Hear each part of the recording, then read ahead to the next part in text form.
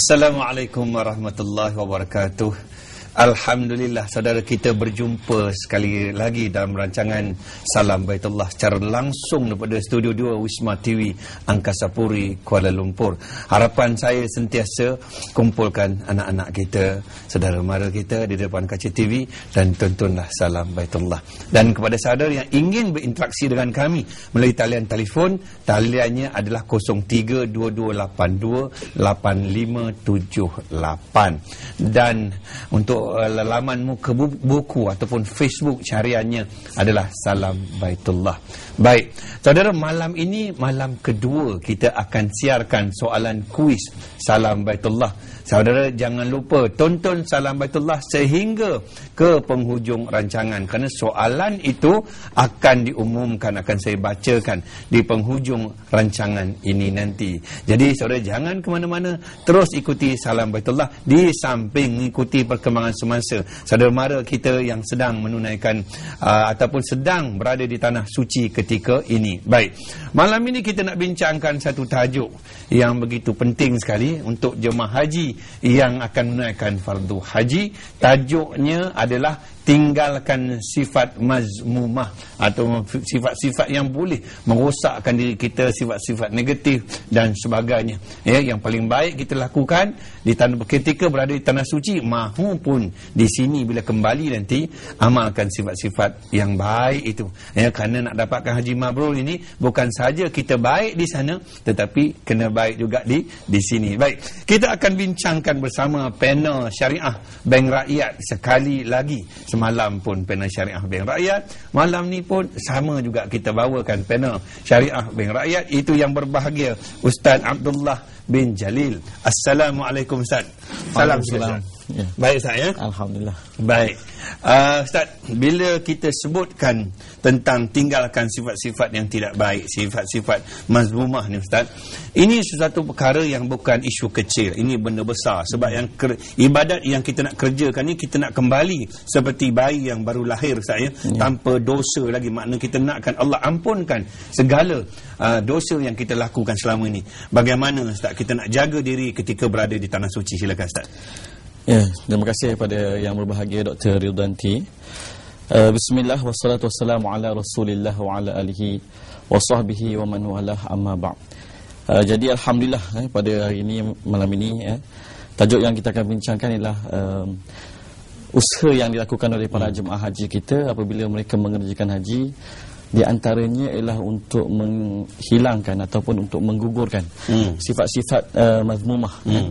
Kalau kita lihat dalam kitab Al-Arba'un fi Usuluddin oleh Imam Ghazali, apabila dia bagi beliau menyebutkan tentang 40 asas agama Islam. Dia ada 10 asas akidah, kemudian 10 amalan fiqh yang ataupun amalan-amalan yang zahir, kemudian ada 20 amalan yang batin.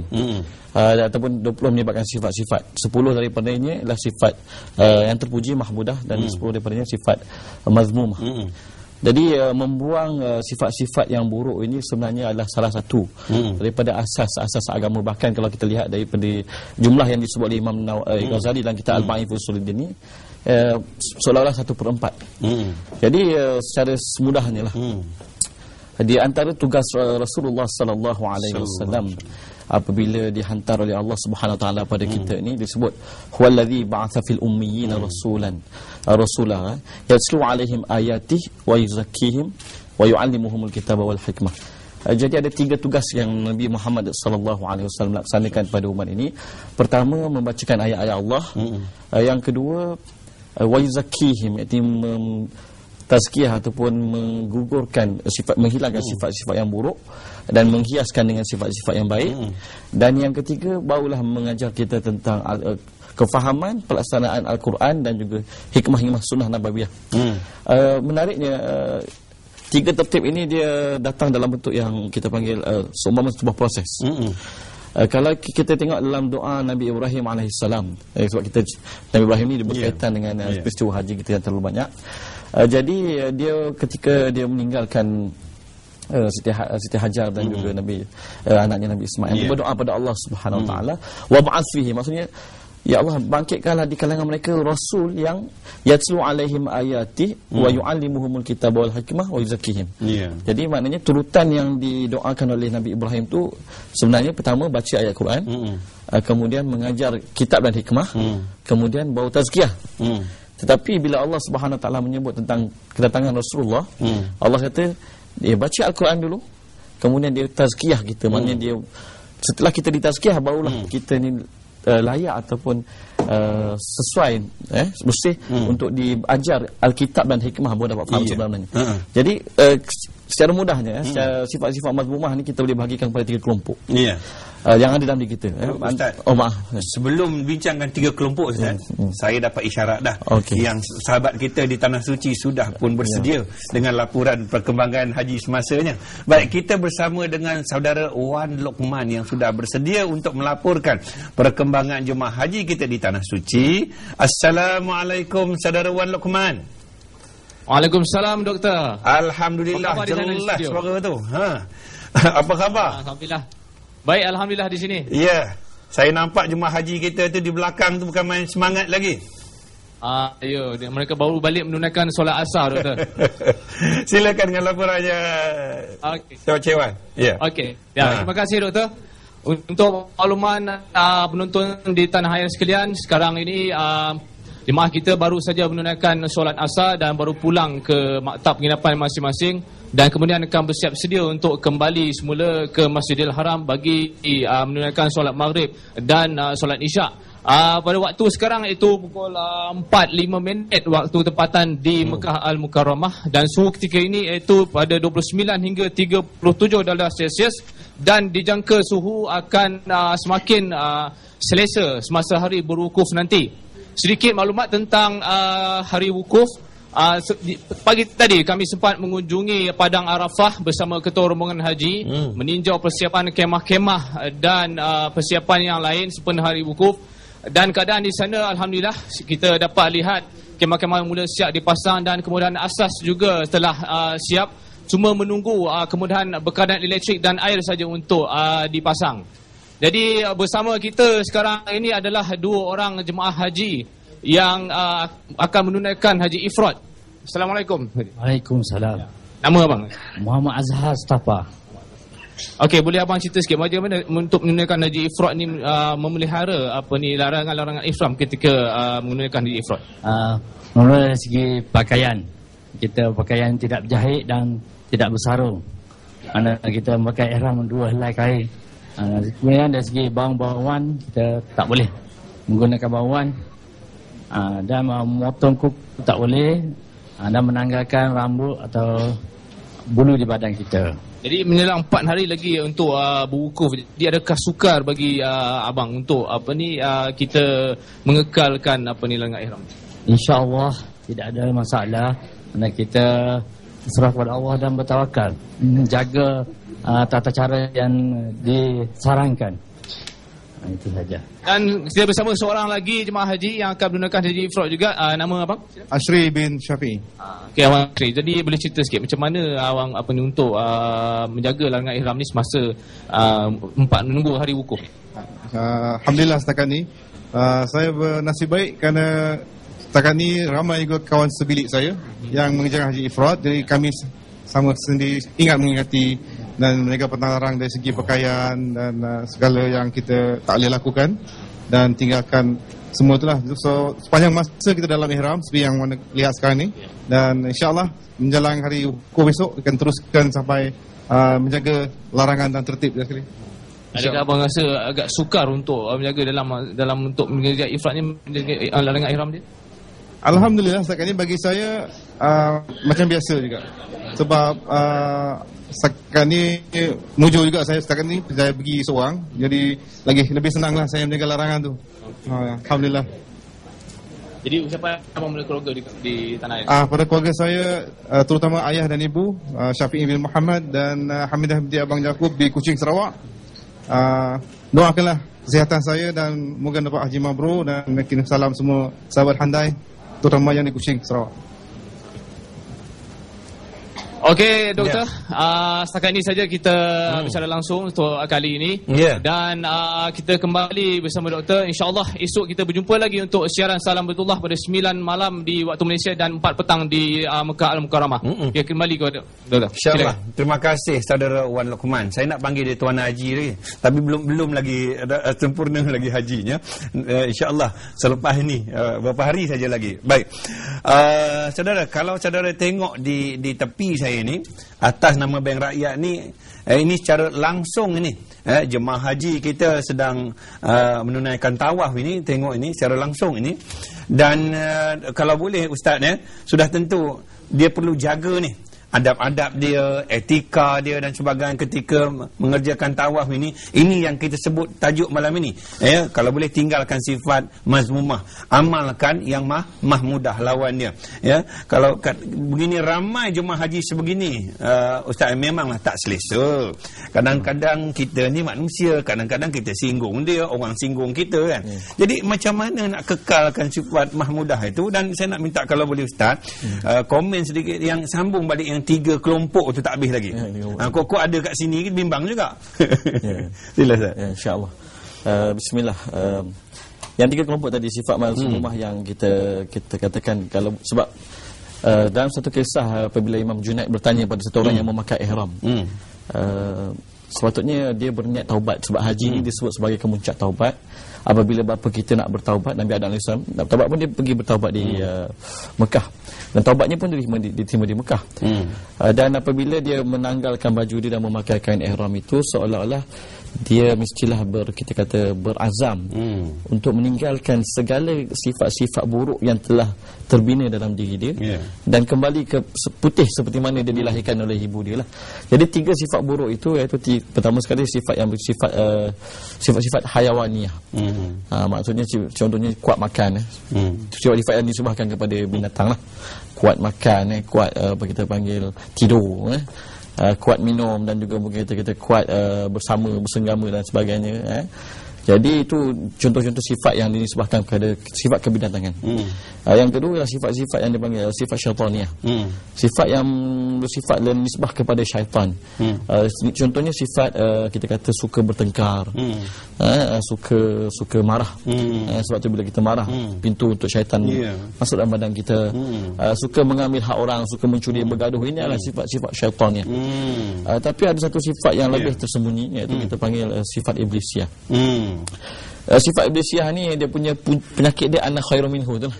So di mana maknanya dia hasad, dia ujub, riak. Tak boleh tengok orang lain lebih baik daripada dia. Tak boleh tengok orang lain dipuji lebih daripada dia. Jadi dan dia rasa bangga dengan diri sendiri, takabur atas orang lain, memandang orang lain pandangan yang hina dan sebagainya. Jadi 3 sifat ini kita nak cuba usahakan, khususnya apatah lagi apabila kita bertawaf begini, dengan kesusahan yang kita alami. Dengan kesusahan inilah maka Allah Subhanahu Wa Taala akan bersihkan kita. Wallazina jahadu fina lanahdiyannahum subulana.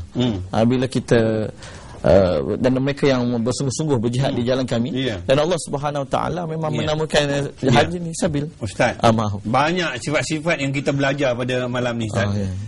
Apa pun Ustaz, kita bincang kejap lagi Ustaz. Kita ada pemanggil pada jauh ni, kalau tak ambil nanti merajuk dia dengan salam Baitullah. Assalamualaikum. Assalamualaikum. Siapa di sana? Assalamualaikum.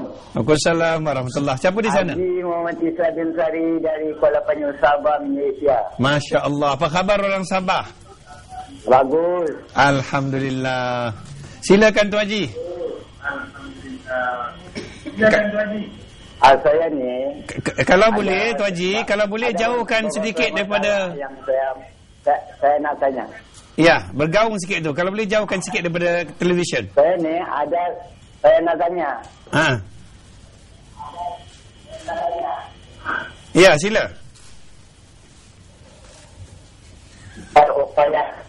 Ya, Tuan Haji. Dia mengerjakan haji. Tapi dia mengerjakan haji. Dia pakai apa ni?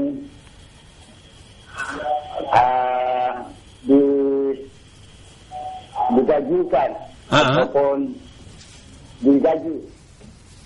Iya. Tuan Haji, saya tak dapat dengar dengan baik tu. Tuan Haji? Baik. Nampaknya talian kita terputus dan kita minta Tuan Haji boleh telefon kembali balik kami. Dan Ustaz, kita berehat seketika. Kita ikuti pakej Bingkisan Kiblatku dan kita akan kembali selepas itu. Silakan.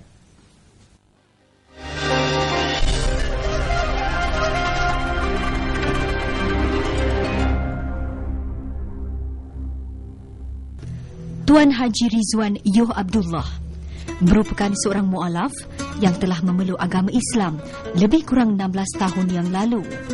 Anak tunggal kepada keturunan baba dan nyonya ini mengakui telah mendalami ilmu ajaran Islam sejak zaman muda lagi.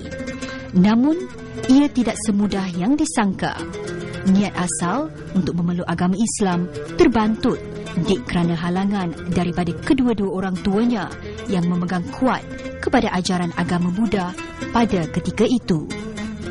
Saya daripada kecil, daripada keluarga baba nyonya. Ya, saya ni anak tunggal daripada perkahwinan dua orang ibu bapa saya. Dan memang keluarga saya baba nyonya tulen, tak campur punya. Dan kehidupan saya pada masa itu ialah mengikut agama Buddha dan semua adat-adat orang Cina. Mak saya tak terima, bapa saya susah nak terima. Saya ni anak tunggal, jadi saya berjanji dengan mak saya yang saya tidak akan memeluk agama Islam selagi dia hidup. Tetapi selepas mak saya meninggal dunia, 100 hari selepas dia meninggal dunia, saya pun memeluk agama Islam. Menceritakan pengalamannya sebelum memeluk agama Islam sejak di usia muda lagi, Tuan Haji Rizwan menjelaskan beliau tidak pernah mengikuti ajaran yang diamalkan oleh kedua-dua orang tuanya. Sebaliknya, beliau lebih cenderung untuk mengetahui tentang agama Islam yang baginya lebih terang dan jelas. Padahal saya tidak pergi ke tokong untuk sembahyang pun. Bila mak saya meminta saya pergi sembahyang di tokong, saya kata tak apalah, kalau nak pergi, pergilah. Saya tak akan pergi. Saya tak tahu yang Allah Subhanahu Wa Taala reserve saya untuk agama Islam. Pada usia yang lebih muda, saya telah tidak mengikuti agama Buddha ataupun agama Laos. Jadi saya memang tidak pergi ke tokong untuk menyembah patung-patung. Bagi saya tidak bermakna pada ketika itu. Ditanya tentang penerimaan saudara mara terhadap keputusannya memeluk agama Islam, Tuan Haji Rizwan menjelaskan beliau dan ahli keluarganya sering di pulau. Ayah saya memang orang lelaki ni tak banyak ceritalah, ya. Jadi dia pun okey sajalah, walaupun saya tahu dalam hatinya berat, dan beliau dapat banyak sindiran daripada masyarakat sekitar yang mengatakan, mengapa awak benarkan anak awak memeluk agama Islam. Jadi memang tekanan bagi beliau jugalah. Tetapi pada akhirnya beliau pun masuk agama Islam, sempat pergi ke umrah, dan beliau telah meninggal dan pulang ke rahmatullah tahun lepas, bulan Disember. Sememangnya rezeki itu ada di mana-mana. Bak kata pepatah, tuah ayam nampak di kaki, tuah manusia tak siapa yang tahu. Belum pun setahun memeluk agama Islam, Tuan Haji Rizwan berpeluang menunaikan ibadah umrah dan seterusnya haji pada tahun selepas beliau mengucapkan kalimah syahadah. Pada tahun 2001, saya berpeluang untuk pergi ke Tanah Suci untuk menunaikan fardu haji.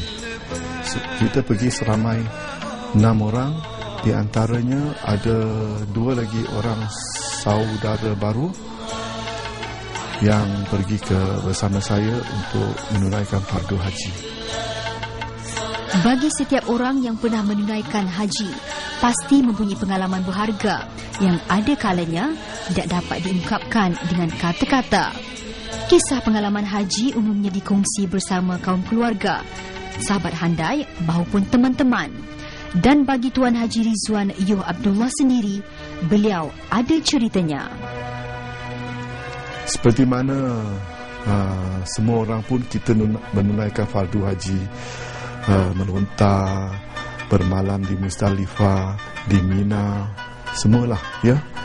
Tapi yang saya tak boleh lupa langsung, ketika saya nak pergi untuk menunaikan fardu haji, saya mengalami kesakitan dalam kaki kanan saya. Tumit saya memang sakit dan selalunya bengkak. Dan sebelum ini, kalau nak jalan pun susah, sebab tumit itu ada, orang kata, doktor panggil ada macam calcaneus spur. Jadi kalau pijak memang sakit. Saya dah cuba urut, jumpa doktor dan seterusnya. Ketika saya pergi ke Masjid Nabawi pun masih sakit lagi. Tetapi ketika saya di Mina dan saya perlu berjalan lebih kurang 8 atau 9 batu. Jadi kita terletak di memang ujung sekali. Jadi saya terpaksa jalan 8 km nak sampai ke tempat melontar. Saya pun risau sebab tumit saya sakit. Tetapi pada malam yang pertama saya berjalan, lupa yang kaki saya sakit, dan saya berjalan sampai ke tempat melontar, selesaikan lontaran saya dan boleh berjalan balik ke khemah kita. Dan sehingga hari ini, syukur alhamdulillah, sakit itu tidak kembali lagi. Kalau ada peluang untuk membuat kali kedua, kali ketiga, memang nak pergi juga.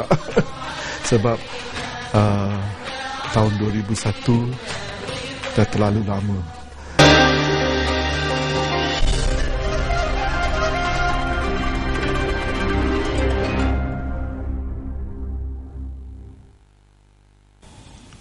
Baik, saya terima kasih kerana masih lagi terus setia bersama Salam Baitullah, dan terima kasih penghargaan yang tidak terhingga kepada Bank Rakyat dan Rakyat Travel yang sudi menaja program sebegini baik dan juga menyediakan lagi untuk kita memenangi hadiah-hadiah istimewa oleh Rakyat Travel Sendian Berhad. Dan untuk makluman saudara, Rakyat Travel adalah anak syarikat ataupun pemegang saham kepada Rakyat Travel ni adalah Rakyat Holding.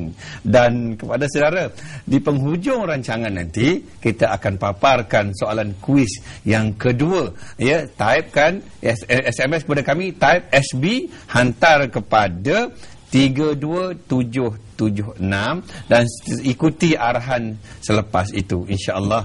Ya, jawapannya pun sebenarnya bukan saja tak perlu, saudara perlu juga pergi kepada laman web rakyattravel.com.my, dan pada masa yang sama pun kita pun dah war-warkan. Cuma saudara berikan perhatian je kepada Salam Baitullah ni. Insya-Allah hajat saudara untuk memenangi satu pakej umrah akan tercapai, di samping 8 hadiah istimewa ke destinasi terpilih bernilai RM500, insya-Allah. Baik, saya nak bacakan Ustaz Facebook yang dihantar ini.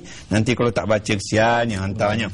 Ini 23 minit yang lalu daripada Zura Zakaria. Ya, dia kata tinggalkan sifat mazmumah, ambil sifat mahmudah. Alhamdulillah, dia faham lawannya. Dan kemudian Wan Zuhri, Assalamualaikum Ustaz. Waalaikumsalam. Bagaimana untuk mendisiplinkan diri untuk tidak melakukan kesalahan, tidak kira di mana kita berada, dan meningkatkan amalan positif dalam diri? Mohon penjelasan Ustaz. Yang tulis Jawi itu Muhammad Syafiq. Dia kata bagaimana kita nak buang sifat mazmumah yang sudah hampir sebati dengan diri kita. Daripada Azura Maknur, salam Ustaz. Ada antara kita yang tinggalkan sifat mazmumah hanya ketika berada di tanah suci, akan tetapi mengulanginya ketika berada di tanah air. Apa pandangan Ustaz? Dan yang lain-lain tu kalau baca ni tak sempat pula kita nak jawabnya. Kita jawab dulu Ustaz. Selepas itu kita tengok bagaimana. Silakan Ustaz. Ya, insya-Allah.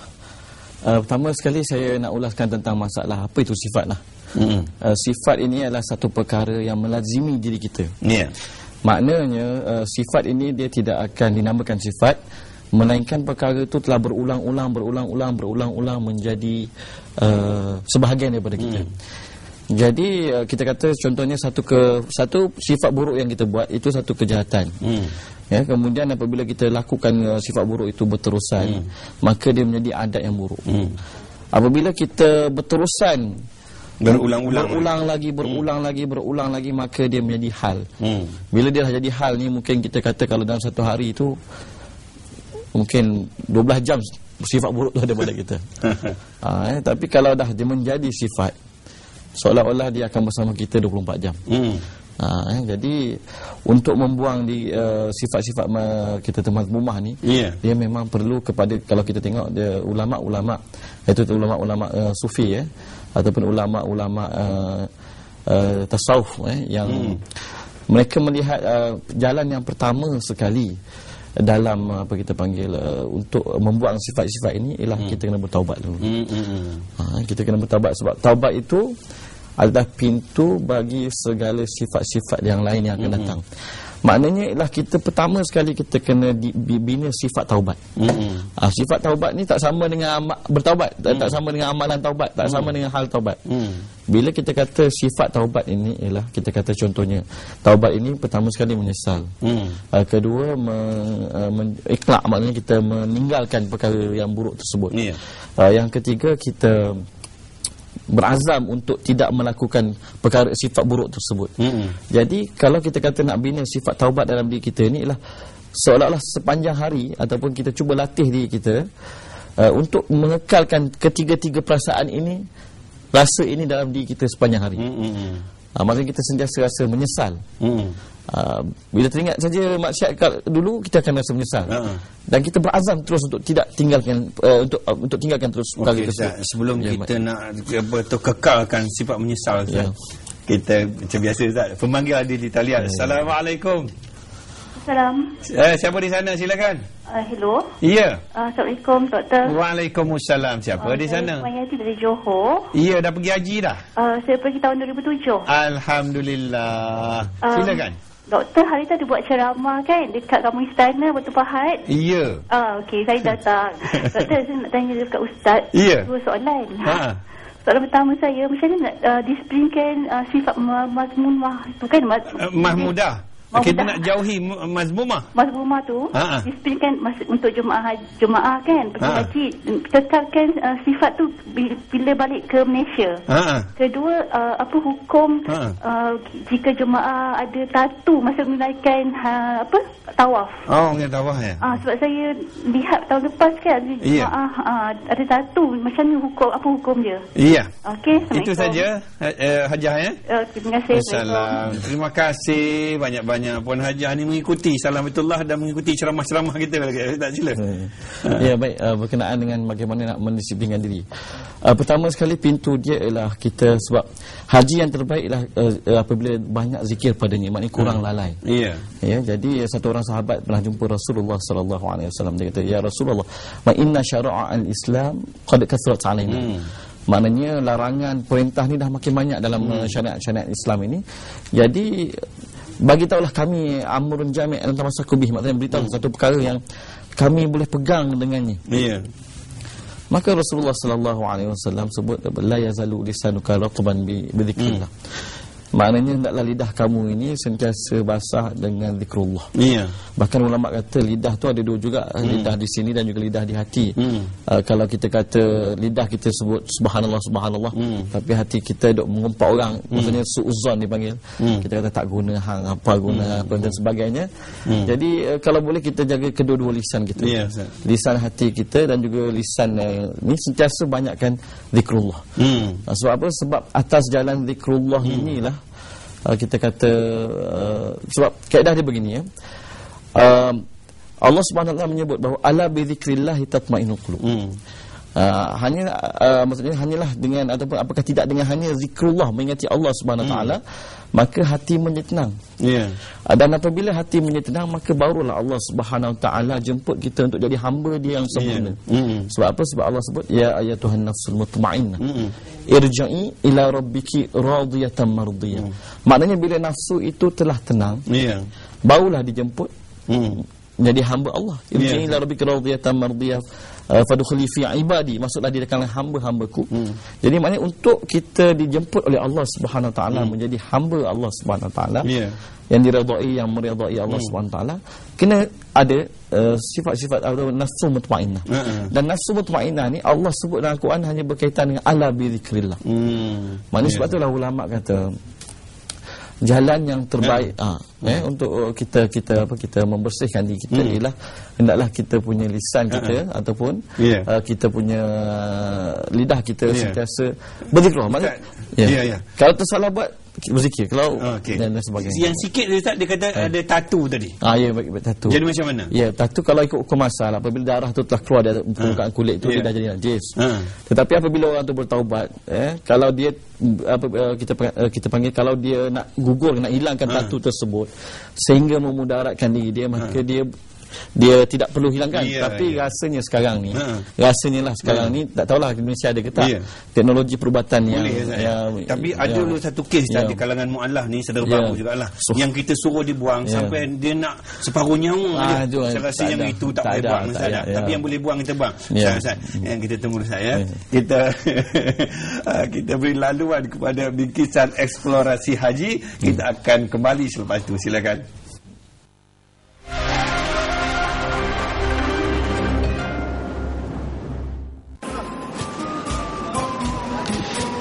Eksplorasi haji kali ini saya akan membawa anda, terutamanya para jemaah haji yang pernah ke Tanah Suci sebelum ini, ke masjid-masjid bersejarah dan popular di kalangan rakyat Malaysia. Kira-kira 300 meter dari Masjidil Haram ada satu masjid, iaitu Masjid Al-Rayah. Namun sekarang Masjid Terbabit sudah tiada lagi disebabkan kerja-kerja pembangunan dan pembesaran Masjidil Haram. Bagi jemaah haji Malaysia, Masjid Al-Rayah atau Masjid Al-Judriyah ini lebih popular dengan nama Masjid Kucing.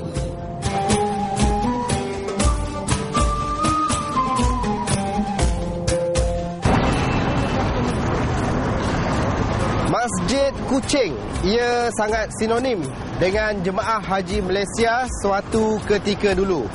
Inilah dia tapak Masjid Kucing yang pernah menjadi pertemuan bagi jemaah haji yang pernah menunaikan ibadah haji suatu ketika dulu. Namun Masjid Kucing kini tiada lagi, dan yang hanya tinggal adalah kawasan lapang ini yang digunakan sebagai kawasan parkir bas untuk jemaah haji dari Pakistan, India dan juga Turki. Sebenarnya tiada maklumat yang diperolehi atau tiada cerita sebenar mengapa masjid ini dikenali sebagai Masjid Kucing di kalangan rakyat Malaysia. Satu lagi masjid yang cukup sinonim dengan rakyat Malaysia ialah Masjid Jin.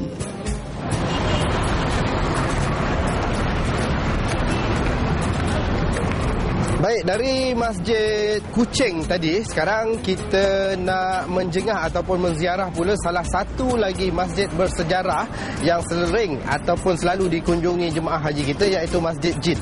Kawasannya adalah di sebelah belakang ini, berhampiran dengan perkuburan Ma'la.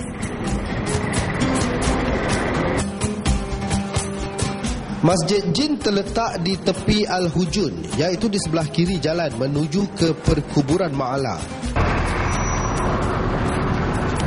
Okey, sekarang ni kita dah nampak menara Masjid Jin.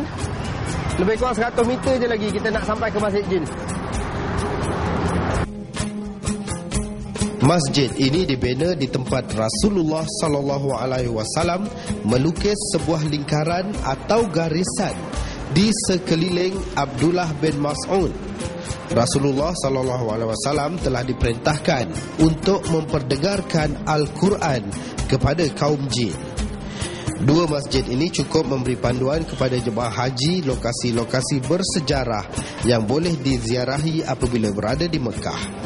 Namun, tiada apa-apa fadilat yang khusus menziarahi masjid ini, melainkan melakukan ibadah seperti biasa. Wallahu a'lam.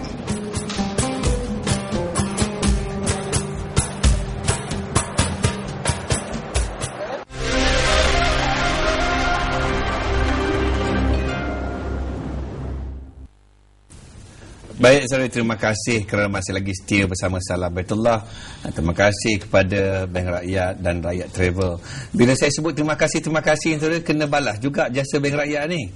Nak balas macam mana? Simpanlah duit kat situ, melabur duit kat situ. So, Rakyat Travel ni gunakanlah Rakyat Travel untuk ke destinasi yang kita nak pergi. Berumrah ke, pergi bercuti ke. Ini macam kempen, bukan kempen lah. Yang baik ni tak salah. Lagipun pakej hadiah yang disediakan pun Alhamdulillah. Bukan semua boleh beri sebegini, Ustaz, ya. Ustaz, saya nak baca Facebook yang dihantar, Ustaz, sebab ada soalannya berkaitan sangat dengan apa yang kita bincangkan daripada Basir Ahmad 29 minit yang lalu. Assalamualaikum. Waalaikumsalam.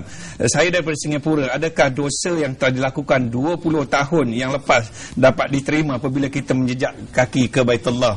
Allah, Ustaz. Kemudian daripada Zairul Ahmad, sebelum ke Tanah Suci kita mesti membuang sifat mazmumah dalam diri kita, tetapi saya muskil, kenapa selepas pulang daripada Tanah Suci ada setengah jemaah haji yang masih bersifat mazmumah selepas kembali daripada Tanah Suci? Ini, Ustaz, apa tu yang lain tu untuk penonton baca lah. Dan kemudian Iman Muslim, Assalamualaikum. Waalaikumsalam. Perasaan marah, geram, sakit hati, cemburu sering berlaku pada jemaah haji. Bagaimana kita nak tangani perkara ini? Kemudian daripada Ahmad Isyad Adli, Assalamualaikum. Waalaikumsalam. Ibu bapa saya dan datuk nenek saya dan dah berlepas ke Tanah Suci. Semasa tawaf tu datuk saya terlanggar kursi roda dan kakinya berdarah, tapi dia tak sedar. Adakah sah hajinya? Ini daripada Hilbert Montel. Dia tak Islam ni, Ustaz, tapi dia sentiasa mengikuti. Ada penonton kita tanya semalam, dia kata pukul 9 buka-buka ada bola. Memanglah ada bola sebab kita dah war-warkan pukul 7 hingga 8 malam. Baik.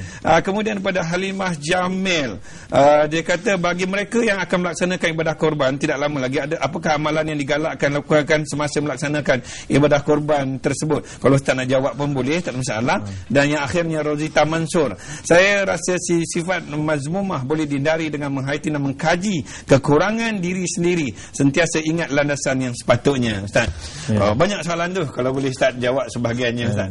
Sila. Saya tumpukan pada yang berkaitan dengan pada hari ini lah. Baik. Pertama sekali berkenaan taubat 20 tahun. Jangan kata 20 tahun, ya.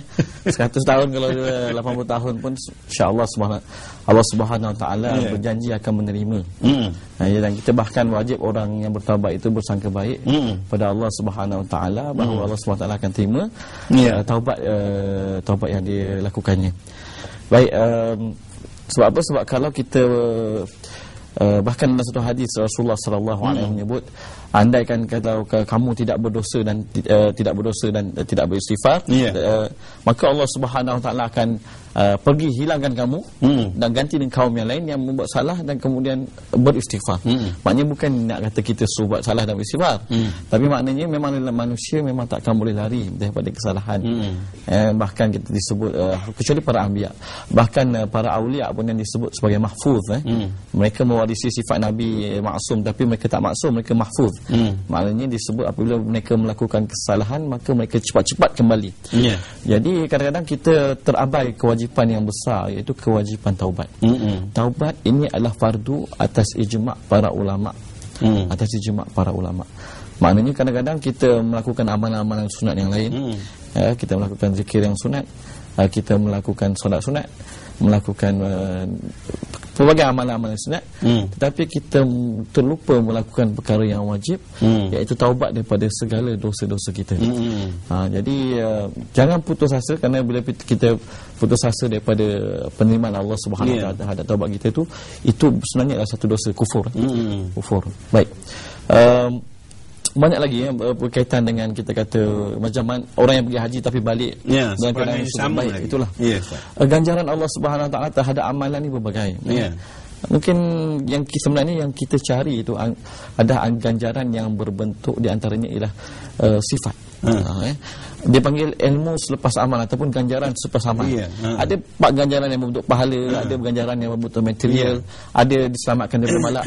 Tapi ada yang sangat-sangat dicari oleh para ulama ialah dikurniakan dengan akhlak-akhlak yang baik. Maknanya ada orang mungkin dia pergi haji, dia dapat ganjaran, dia berdoa di sini, dia berdoa di sana dan berzikir dan sebagainya. Tapi mungkin ada orang yang dapat lebih lagi, maknanya Allah Subhanahu Wa Taala bukan sahaja bagi dia amalan yang berbentuk pahala yang berbentuk begitu, tapi Allah Subhanahu Wa Taala juga bagi rezeki-rezeki maknawi, iaitu sifat-sifat yang indah. Jadi kita harapkanlah maknanya orang yang kita berkatakan orang yang balik haji itu banyak muhasabah diri sendiri. Ustaz, sebelum kita lanjutkan lagi perbincangan kita Ustaz kita beri laluan kepada satu lagi bingkisan tetamu Allah ini, kita saksikan bersama. Kita akan kembali sebelah itu, silakan.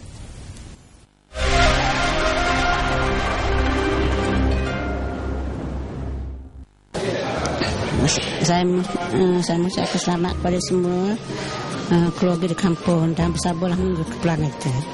Kami di sini sihat saja. Keadaan di sini sihat walafiat. Dan kepada keluarga saya di kampung, harap bersabar dan hadapilah segala-gala kerinduan itu sebagai satu penantian, dan di mana akan pulang pada 18 hari bulan, dan diharapkan semuanya dapat berjalan dengan baik di antara adik-adik anak-anak saya. Saya ucapkan dengan anak-anak kat Fidalayang semua sihat-sihat, dan anak saya yang bungsu ke sekolah kat Puchong Selangor, mudah-mudahan sihat, jangan bimbang mak. Kat sini cuma batuk sikit je. Nanti insya-Allah baiklah, dapat mengajarkan haji dan umrah dengan sempurna. Saya bersyukur kepada Allah Subhanahu Wa Taala kerana menjadi tetamu Allah. Lepas tu saya mengucapkan saya berdoa kepada anak-anak saya serta keluarga semoga berada dalam keadaan selamat. Mengucapkan kepada keluarga saya yang berada di sana supaya pandai-pandai jaga diri semasa abah dan mak ada di Mekah ni. Doakanlah keselamatan mak dan abah ni, semoga abah dan mak mendapat haji yang mabrur dan menjadi orang yang lebih beriman bila kembali nanti.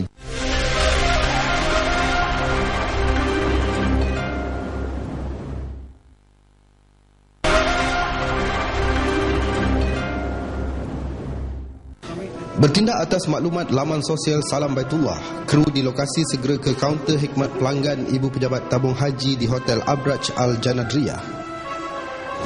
Okey, hari ini saya akan mencari salah seorang keluarga jemaah yang telah pun menghantarkan pesanan pada laman sosial Facebook Salam Baitullah untuk hari ini. Jadi langkah pertama kita kena pergi ke kaunter khidmat pelanggan untuk mencari senarai nama-nama jemaah dekat sini. Assalamualaikum. Okey, nak minta tolong. Kita nak cari jemaah yang telah diminta oleh penonton mencari nama keluarga dia. Nama keluarga dia ada dekat sini. Ini nama, boleh tak kalau minta Haji printkan sekali, pasal kita mudah untuk kita carilah. Maklumat berkaitan jemaah haji yang ingin kami cari sudah berjaya diperolehi. Jemaah itu menginap di Hotel Burj Al Haram 2, Maktab 93.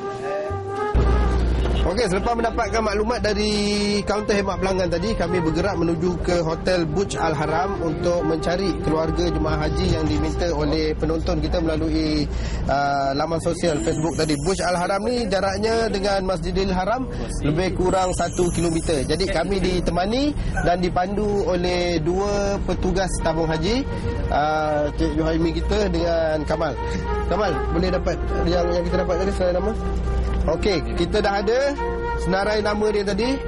Jadi insya-Allah keluarga Cik Harun Karsani boleh tunggu, insya-Allah kita akan dapat bertemu dengan keluarga anda sebentar lagi, insya-Allah. Dari Ibu Pejabat Tabung Haji tadi, perjalanan mengambil masa kira-kira 15 minit. Okey.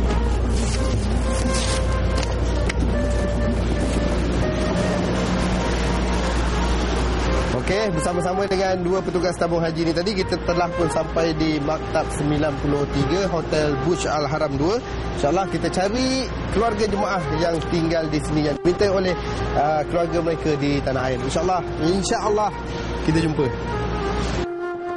Adat bertandang ke rumah orang, kenalah dulu jumpa tuan rumah terlebih dahulu. Baik, sekarang ni kita dah sampai dekat Maktab 93. Jadi kita lapor diri dulu pada pengurus maktab dekat sini untuk mencari Harun Karsani ni.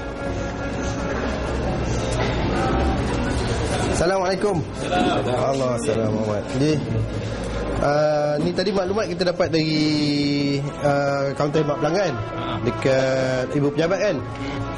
Keluarga dia lah ni dari Johor. Dia minta cari keluarga dia kat sini untuk program Salam Baitullah. Dia nak tengok sangat bapak dia ni. Agak dia orang ada tak dekat bilik sekarang? Kalau mungkin dia kot. Ni kecil berapa? Kebenaran daripada pengurus maktab sudah kami perolehi dan kami dibawa ke tingkat 2. Kebetulan pada masa pencarian, jemaah sedang menghadiri sesi ceramah bimbingan ibadat haji. Kami masih belum dapat membayangkan macam mana rupa jemaah yang diminta oleh keluarganya untuk kami cari hari ini. Selesai ceramah, pegawai tabung haji mengumumkan nama jemaah haji yang hendak dicari. Kepada Encik Harun bin Haji Karsani. Encik Harun bin Haji Karsani ada di sini tak? Agaknya Encik Harun Tuan Oh, sana tu. Di sana. Oh, belakang yang agak terkedu seketika kami apabila jemaah haji yang dicari menggunakan kerusi roda. Perlahan-lahan kami hampiri Encik Harun. Dari jauh kami sudah melihat air matanya mula bertakung di kelopak mata.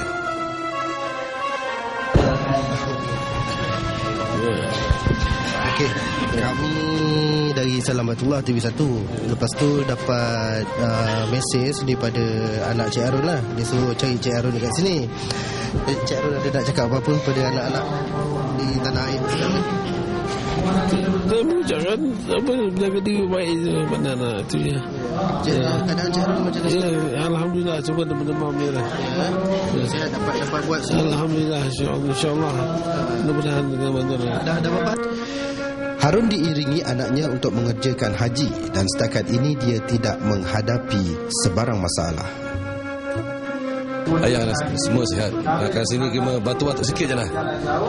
Itu je lah. InsyaAllah kita dapat bantu ni. Insan ini berjaya ditemui di tanah suci. Harapan kami keluarganya di tanah air terubat rindu selama ini. Baik, kita berharap pada anak Cik Harun yang telah meminta kru Salam Baitullah untuk mencari ayahnya di tanah suci ini berpuas hati dengan visual yang kita paparkan ini. Terima kasih Cik Harun. Assalamualaikum.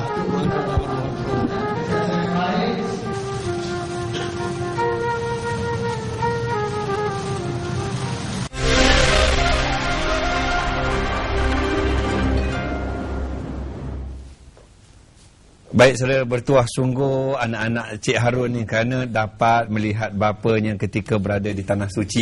Ya, saya yakin insya-Allah Cik Harun akan dapat menaikkan fardu haji dengan jayanya insya-Allah.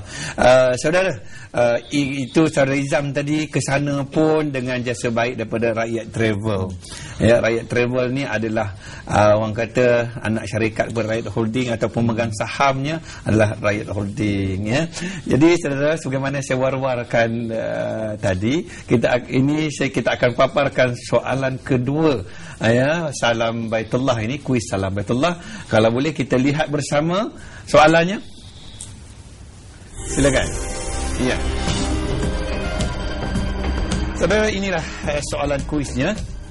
Cuba kita tonton bersama. Soalan kuis Salam Baitullah 2012. Pemegang saham Rakyat Travel Sdn Bhd adalah Rakyat Holding.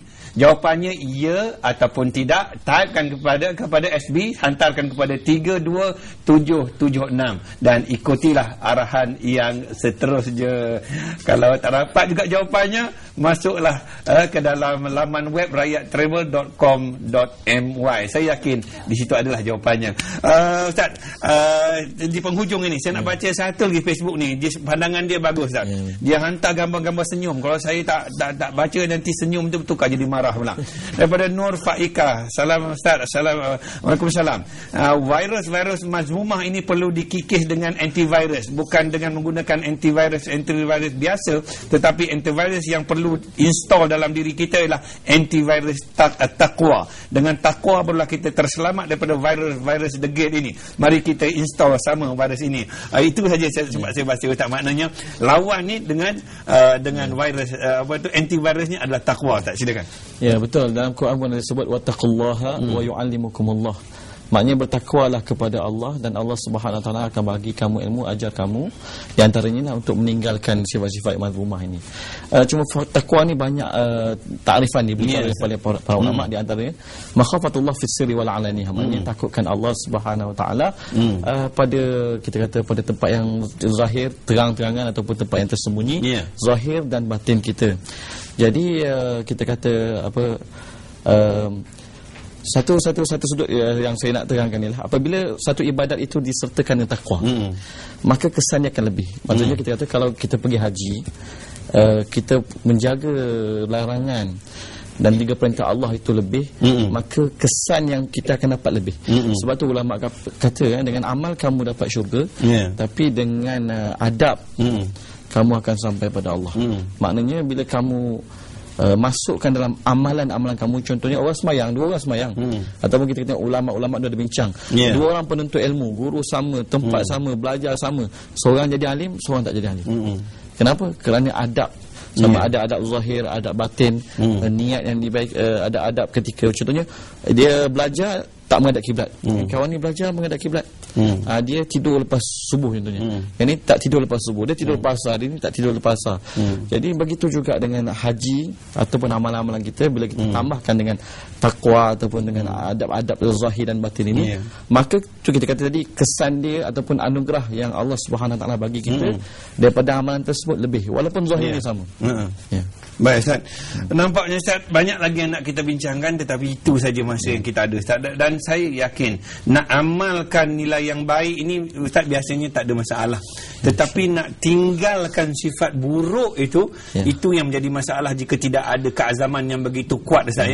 Sikit lagi, Ustaz. 15 saat. Oh, okey. Baik, di antaranya ialah kalau kita nak membuang sifat-sifat mazmumah ni, ialah kita perlu cari orang yang telah berjaya membuang sifat-sifat mazmumah. Dan dapatkan pengalaman terutamanya orang-orang berilmu. Ustaz, terima kasih banyak, Ustaz. InsyaAllah di lain masa kita jumpa lagi, Ustaz. Saudara, begitulah perbincangan kita pada kali ini. InsyaAllah kita akan jumpa lagi besok waktu yang sama, 9 hingga 10 malam. Terima kasih kepada Bank Rakyat, terima kasih kepada Rakyat Travel. Soalannya pun telah saya bacakan, jawapannya sudah pun saya beri tadi. Kalau saudara ikut Salam Baitullah, kita jumpa balik besok. Jangan lupa hadiah-hadiah lumayan disediakan. Assalamualaikum warahmatullahi wabarakatuh. لبيك اللهم لبيك لبيك لا شريك لك لبيك إن الحمد والنعمة لك والملك لا شريك لك